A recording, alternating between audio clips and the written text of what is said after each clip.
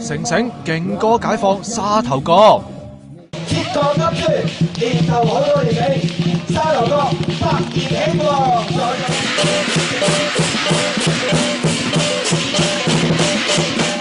哇，好熱鬧啊，冇晒絲咁樣。年香50席，齊齊一九大簋，仲有老番成成送飯啊！封鎖超過60年嘅沙頭角禁區終於解禁，一班村民梗係開心啦。唔知喺邊，就係米埔至落馬洲管制站同連麻坑至沙頭角段啦，總共740公頃，涉及8條村㗎。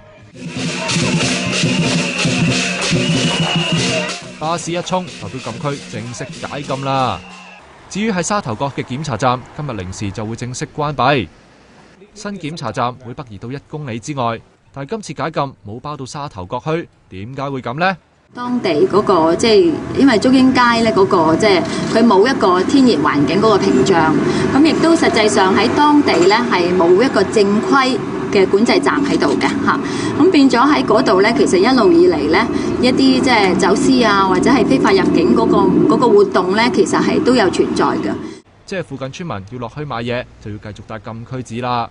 依家呢度要睇埋啦，我哋一樣要攞禁區紙㗎，係咪？有咩方便啫？係咪仲麻煩過以前？係啊，仲麻煩過以前啊！